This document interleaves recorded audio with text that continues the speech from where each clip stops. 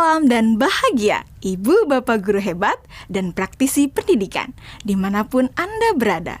Kali ini, Ibu Bapak akan melihat contoh situasi pembelajaran di sebuah kelas tingkat sekolah dasar yang menerapkan pembelajaran berdiferensiasi.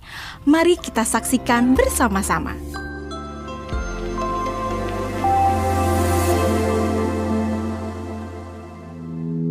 Organ tubuh manusia. Minggu ini, Pak Kasim ingin mengajar sebuah materi tentang cara kerja salah satu sistem organ tubuh manusia, yaitu sistem pencernaan. Adapun tujuan pembelajarannya adalah melalui diskusi kelompok dan penugasan mandiri. 1. Murid dapat menjelaskan fungsi organ pencernaan pada manusia. Kedua, murid dapat membuat model dan menunjukkan cara kerja sistem pencernaan manusia. Sebelum pembelajaran dilakukan, biasanya saya akan melihat tujuan pembelajaran atau target apa yang akan saya capai pada hari itu. Setelah itu, saya melihat data atau informasi terkait murid-murid saya untuk menentukan strategi pembelajaran yang tepat dan penilaian yang sesuai. Saat merencanakan pembelajaran, Pak Kasim mempersiapkan beberapa sumber belajar yang menurutnya akan membantu murid-muridnya belajar sesuai dengan kebutuhannya.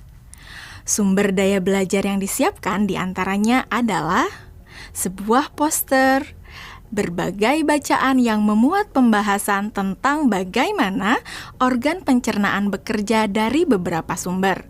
Ada yang berupa beberapa buku bacaan dengan tingkat kesulitan berbeda-beda, artikel sederhana, mengunduh sebuah video singkat yang sesuai dengan apa yang ia ingin anak-anak pahami, membuat kartu-kartu pertanyaan untuk membantu murid mengkonstruksi sendiri pemahaman mereka tentang cara kerja sistem organ pencernaan dengan menjawab pertanyaan.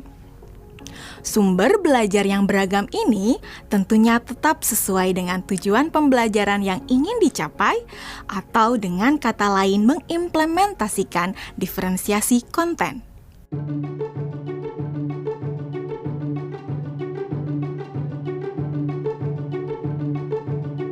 Setelah semua sumber materi yang beragam disiapkan, saya mempersiapkan daftar kegiatan lengkap dengan instruksinya. Misalnya, membaca buku atau artikel dan lain sebagainya, mengamati poster, mendiskusikannya, dan kemudian membuat ringkasan untuk menunjukkan pemahaman tentang isi poster tersebut. Menjawab kartu-kartu pertanyaan. Aktivitas-aktivitas tersebut walaupun berbeda-beda, namun semuanya bertujuan agar murid memahami cara kerja sistem pencernaan. Assalamualaikum. Bagaimana kabar kalian? Waalaikumsalam. Baik, Pak. Hari ini kita akan mempelajari tentang sistem pencernaan manusia. Saya, Pak. Di awal pembelajaran, Pak Kasim memberikan penjelasan kepada semua murid yang ada di kelasnya tentang tujuan pembelajaran dan konsep kunci yang ia ingin anak-anak kuasai. Lewat proses tanya jawab dan contoh-contoh, Pak Kasim memastikan bahwa murid-muridnya memahami apa yang dimaksud dengan sistem. Pak Kasim meminta murid-murid bekerja dalam kelompok. Untuk penugasan kali ini, Pak Kasim telah mengelompokkan murid berdasarkan tingkat kemampuan murid membaca. Hal ini karena tugas pertama yang harus dilakukan oleh setiap kelompok adalah membaca materi bacaan terlebih dulu. Teks yang dibaca tiap kelompok sesuai dengan kemampuan membaca mereka. Selama proses murid melakukan kegiatan, saya mengobservasi dan memantau pemahaman murid-murid. Saya mendatangi tiap kelompok, mengajukan pertanyaan, dan memberi pertanyaan lanjutan kepada murid-murid yang memerlukan bantuan atau perlu diberikan tantangan lebih. Saya juga membuat catatan-catatan penilaian selama proses ini.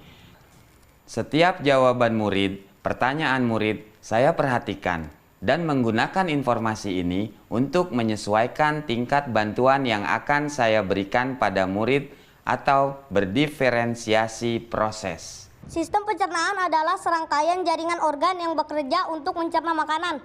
Organ pencernaan antara lain meliputi mulut, kerongkongan, lambung, usus kecil, usus besar, rektum, anus.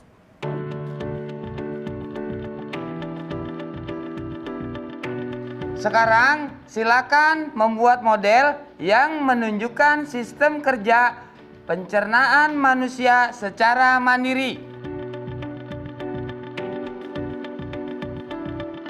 Selama proses murid-murid membuat model sistem pencernaan, Pak Kasim berkeliling melihat pekerjaan murid untuk mengetahui sejauh mana pemahaman murid.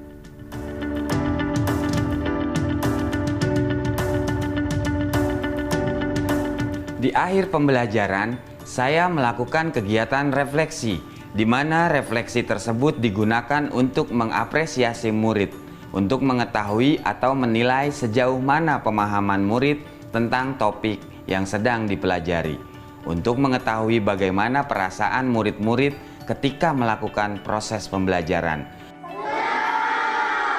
Akdas, Senang, Pak. Arjuna, Senang, Pak. dan tentunya semua ini dapat menjadi informasi bagi saya untuk mengembangkan proses pembelajaran selanjutnya. Ibu dan Bapak guru hebat, demikian video singkat salah satu contoh penerapan pembelajaran berdiferensiasi di jenjang sekolah dasar. Tetap semangat, Ibu dan Bapak guru hebat. Salam dan bahagia.